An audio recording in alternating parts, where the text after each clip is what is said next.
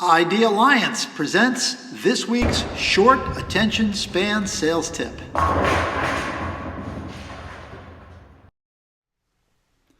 Good morning, everyone. Bill Farquharson here with Kelly Malazzi again. Hi, Kelly. Hi. Weren't you wearing that the last time I saw you?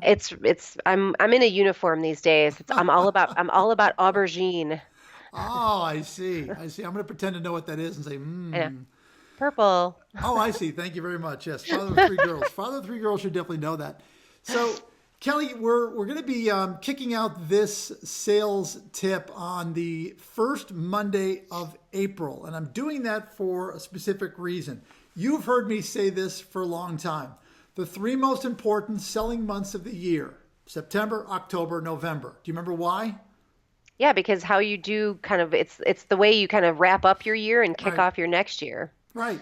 So what you do or what you don't do in those 3 months, that roughly 90-day period between Labor Day and U.S. Thanksgiving, will determine how your year ends and determine how your new year begins. It's that important because of the lag of sales, the sales cycle, things like that. Well, we are at the cusp of the second most important three selling months of the year, if that makes sense. April, May, June. So Kelly, what is happening during those 3 months? And what's it affecting? What's the big deal? Well, first of all, you're leading into summer, and Right. I think there's a energetic slowdown. I think there's a spiritual slowdown. You're dealing with massive amounts of vacations, and it's a lot harder to get some continuity going in the middle of that summer, especially with regard to prospecting, because you might start a conversation with somebody, and then he's going to go call me in September, and you're going to lose all that momentum. So April, May, June, first of all, what better mood are people in than the beginning of spring? Sure. The weather's getting nicer.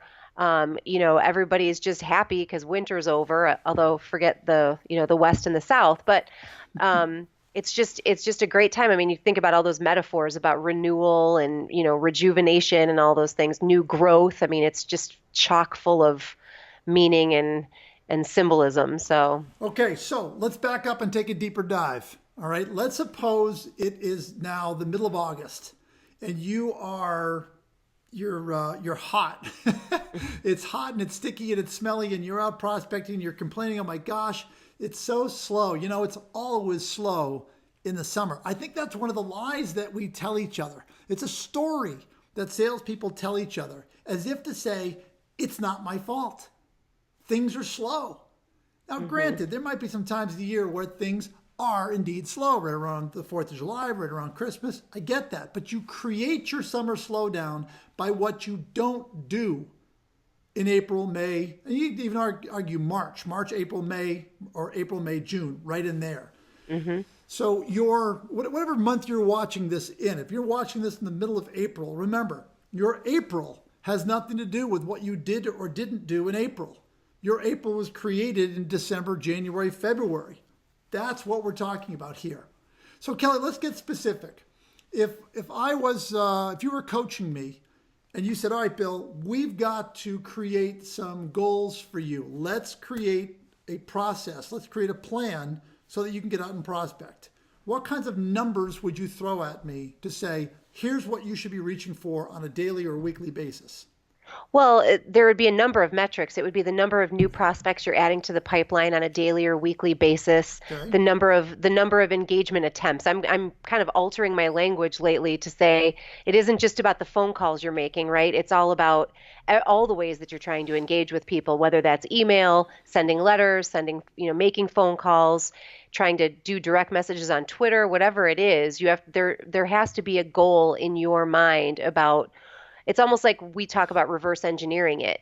If you say, well, I need four new customers by the end of the summer, then we would kind of work that backwards and say, well, then that means you need 80 new prospects. Right. And these are rough numbers. I'm not saying these are not the scientific numbers, but knowing how many you normally close, you would want to have a significantly higher number of suspects in that pipeline to then work through that engagement process and reach out to so that ultimately on the other end you come out with four new customers. You know what? You kind of reminded me of something here, Kelly, that here we are now. This is going to be aired on the 3rd of April.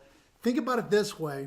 6 months from now is the 3rd of October. Where do you want to be on the 3rd of October? And you can make a list a mile long. You could describe that or define that in a number of levels. You could say business-wise, new business, large accounts. You could do something for your personal, your relationship, your financial, your health, your spiritual. All of those things can all be, thought through, and you can have these goals. Where do I want to be from a business standpoint in 6 months? Now, question number one. Question number two, what do I need to do in order to get there? So, Kelly, you riffed off a bunch of things. Number of new prospects, number of engagement attempts. You could say, I'm going to make X number of calls on a daily basis. The point is that you want to see this as finite. Yes. Finite. We're recording this the day after the second day of Lent, technically. There's 40 days, 46 technically, but 40 days where people give things up. And you say, I can't wait for the end of Lent. Well, think of this as a 90-day Lent. You're committing to an activity. And I'll say something that this was the very first tip of the new format here that I did. If you make a high value call to the right target market using a process, you're applying that process with diligence. If you do that for 60 days, I don't care if you don't get an appointment, you are moving the sales needle. Yep. All right. So step one, Kelly, we've got to find prospects. Where are we going for prospects? Just real quick stuff. Where would you send me for prospects? I mean, the internet for sure. You can Google any number of things. The success exists in the business that you're already doing, that your organization's already doing. So you're successful in the real estate market, you go after more of that. You Google it, you use LinkedIn, you use Twitter, you go on Facebook, you ask your friends, you invite connectors out for coffee, you do all those things that you need to do in order to put more prospects on a list, on a piece of paper that you want to start talking to. Yep, and I totally agree. I think that there's also your everyday life. Look in the mail, see what comes. Read the newspaper. What's going on? What are the trends? When you go to the bank, look around. What are they marketing? What are they selling? Pay attention, basically. It has something of value to say. This is a point that we drill into our customers. Make very certain that you know how to do the pre-call research so that you've got something of value to say when you pick up the phone or when you send that letter or when you send an email. The third thing is to have a process, a step-by-step, week-by-week process. Almost any process will do. And then the fourth component is do it. Just do it. Make certain that you are making those calls. Maybe you need to have somebody hold you accountable, whether it's Kelly or me, or whether somebody that sits next to you. Report into someone. Get a personal trainer. That makes a big difference. Finite amount of time, your foot on the gas pedal when it comes to making those sales calls. You are determining your summer sales right now. So in the middle of August, when things are going well, you can send Kelly and me an email and say, thank you. And you'll hear this message again, of course, at the end of the summer. It's one of my favorite things to talk about, the 3 most important selling months of the year. All right, Ms. Malazzi, thank you for your time. Thanks, Bill. And we'll talk to you all again, everyone, on another sales tip next Monday. Bye. Bye.